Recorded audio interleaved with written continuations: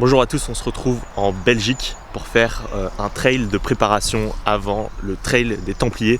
Mon but, c'est de courir 21 km et de juger un peu à quelle vitesse je vais pouvoir courir sans me tuer. Donc le but, ça va être aujourd'hui d'aller chercher, de tester entre guillemets mes limites. Et j'ai envie de vous parler un peu de cette expérience, vous montrer durant ma course comment ça se passe et ensuite vous faire un débrief pour vous expliquer comment est-ce que je me suis senti, quels petits réglages je vais ajuster et je vais faire pour le vrai et gros trail que je me suis prévu au festival des Templiers. On est parti.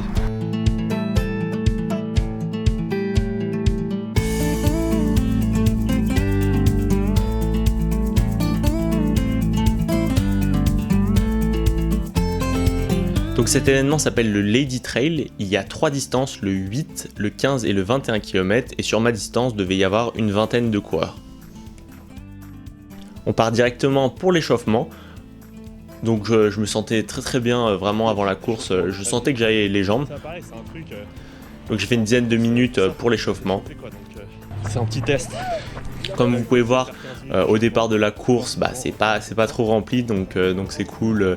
C'est une atmosphère qui est très détente, vraiment familiale. Donc je prends la course et là je me mets tout de suite en tête parce que je vois que personne part trop vite.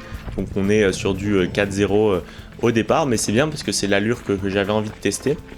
Comme vous avez pu voir, je porte mes New Balance Supercomb Trail qui franchement était vraiment super sur ce trail qui était quand même assez roulant. Donc première montée, on est dans un petit groupe de 7 coureurs avec certains qui couraient les distances plus courtes, donc c'est pour ça que je ne suis pas resté au devant de la tête très longtemps. Donc au fur et à mesure le groupe s'étend et en fait je prends, on veut dire, la 3e place pour ma course. Et mes jambes, ça va super bien, il y a quelques montées qui se passent plutôt bien. Et je me retrouve avec le 4e et on court une grosse partie de la course ensemble. À des moments on se perd quasiment parce que le parcours a été marqué avec de la craie au sol. Et comme vous pouvez le voir, c'est un peu mouillé, c'est gadoueux. Et là, à ce moment-là, j'arrive à semer le 4e, mais je me perds et ça devient un peu compliqué. Et heureusement, je retrouve mon chemin et à l'arrivée, j'ai envie de dire que je finis 2e parce que d'autres se sont perdus aussi avant moi. Le premier faisait pas mal d'Ironman, donc il était quand même beaucoup plus rapide que moi.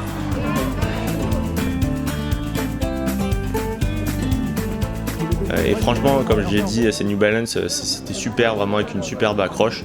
Donc voilà, les sensations de course étaient franchement pas mal. Maintenant, place au débrief. Donc vous venez de voir la vidéo de ma course. Donc cette vidéo, elle s'inscrit un peu dans une série de 3 vidéos où je vous parle de mon entraînement pour un trail de 20 km, qui est le trail des Templiers qui arrive tout bientôt. Quand vous verrez cette vidéo, j'aurai déjà couru ma course qui est de 23 km. Donc elle s'inscrit dans cette lignée de vidéos avec comment est-ce que je m'entraîne et aussi mes 4 règles d'or pour progresser en trail que vous aurez en description bien évidemment. Donc j'ai fait cette course en Belgique vraiment du dernier moment, c'était vraiment sur un coup de tête. Je me suis dit, bon, j'ai aucune idée de comment est-ce que je vais courir ce trail au Festival des Templiers. Donc le meilleur moyen de connaître un peu ma limite et de tester les différents paramètres de la course, c'était effectivement d'en courir une. Donc je suis allé, c'était une toute petite course comme vous avez pu le voir, mais qui s'est très bien passée et au final j'en ai appris beaucoup. Je vous montre un peu les paramètres sur lesquels j'ai beaucoup appris tout de suite sur mon ordinateur. Donc j'ai testé 5 paramètres où je voulais en apprendre plus sur mon corps et comment gérer ma course. Donc, le premier paramètre, c'est à quelle vitesse je peux courir, surtout au début sur les parties plus plates. Ensuite, il y a ce paramètre, à quelle vitesse est-ce que je peux monter les côtes pour pouvoir enchaîner le dénivelé qui est de 1200 mètres, c'est-à-dire est-ce que je dois marcher, à partir de quel pourcentage je peux recommencer à courir sans que mes jambes soient trop épuisées. Et ensuite, après, gérer un peu la descente parce que si je vais trop vite en descente, je peux facilement, personnellement, avoir un point de côté. Donc, il faut aussi que je gère ce paramètre-là. Finalement, est-ce que aussi mes 2 flasques de 450 mm sont suffisantes niveau hydratation, donc avec l'eau. Aussi le côté nutrition, j'ai pris 2 pommes potes. Est-ce que ça allait suffire pour la quantité d'efforts que j'allais produire? Et puis finalement, l'échauffement, est-ce que mes 10 minutes d'échauffement prévues, 10-15 minutes prévues avec une petite série de gammes était suffisant pour que vraiment mon corps soit chaud et que je puisse directement commencer la course sans me cramer. Donc ici, comme vous pouvez le voir sur mon ordinateur, on a le parcours que j'ai fait, ici ma vitesse en VAP et puis en dessous le dénivelé.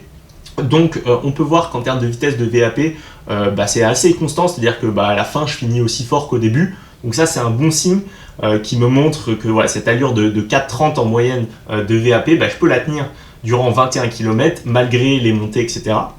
Bon, je me rends compte après quand même que sur les montées, des moments j'ai quand même un peu poussé, c'est-à-dire qu'en VAP j'étais plus à 3,30. Ce qui me fait dire que le jour J, je ne pourrais pas courir durant ces montées-là avec un dénivelé trop important. Sinon, on voit que là, je monte beaucoup trop au niveau de la vitesse. Vitesse ajustée à la pente, bien sûr. Donc, je sais que je vais devoir monter en marchant certaines montées. Je sais aussi que dans les descentes, je n'ai pas eu de point de côté. Malgré le fait que j'ai un peu plus accéléré. Là, on voit par exemple dans cette descente-là, je suis à 3,30. En VAP, donc ce qui est pas mal. Donc ça c'est un très bon point. Donc j'ai à peu près une idée maintenant de à quelle vitesse je vais aller durant mon trail le jour J. Je me suis aussi rendu compte qu'au niveau de l'hydratation j'étais un peu juste, c'est-à-dire que là pour un effort qui a duré 1h30, mes 2 gourdes suffisaient. Mais le jour J il fera sûrement un peu plus chaud qu'en Belgique vu que c'est dans le sud de la France. Et aussi, il y aura des montées qui seront beaucoup plus longues. Donc au final, en termes de temps, on sera plus sur un temps de 2h30 qu'1h30. Donc je pense que le ravitaillement au 17e kilomètre va être nécessaire pour moi de rajouter de l'eau dans mes flasques pour pouvoir finir la course. Je ne vais pas pouvoir juste prendre un petit gobelet au niveau de l'eau. Au niveau de la nutrition, pareil, j'ai trouvé que les 2 pommes potes c'était un peu juste. Bon, pas de surprise forcément par rapport à ça. Donc pour ça, je vais peut-être tester des gels dans les prochains jours avant la course pour pouvoir avoir une idée de si mon corps absorbe bien les gels et si vraiment ça va pouvoir combler mes besoins nutritionnels durant la course. Et puis finalement, le paramètre échauffement, je me suis rendu compte qu'après 12-13 minutes, je ne sais pas exactement combien de temps je me suis échauffé, mon corps était chaud et les gammes, elles ont vraiment aidé que musculairement, tout était prêt. Donc ça, je suis plutôt content et j'ai pu directement partir à une allure dans les 3,50, 4,0 sans souci et sans non plus me griller. Donc on va regarder la fréquence cardiaque. La fréquence cardiaque qui est vraiment stable tout le long entre les 178 et 180, donc c'est assez haut. Mais j'ai pu la tenir tout le long, donc ça me fait pas trop peur. Bon, comme d'habitude, j'ai pas envie de faire des vidéos à rallonge, donc je vais vous laisser. Ne vous n'hésitez pas à vous abonner à notre club Strava où on partage des informations et tout le monde, entre guillemets, c'est une très bonne communauté pour partager ses runs. De mettre un petit like à cette vidéo, c'est super bien pour le référencement si on veut que la chaîne puisse grossir, c'est le meilleur moyen de nous soutenir. Donc voilà, je vous souhaite une très très bonne journée ou une très bonne soirée et à la prochaine vidéo.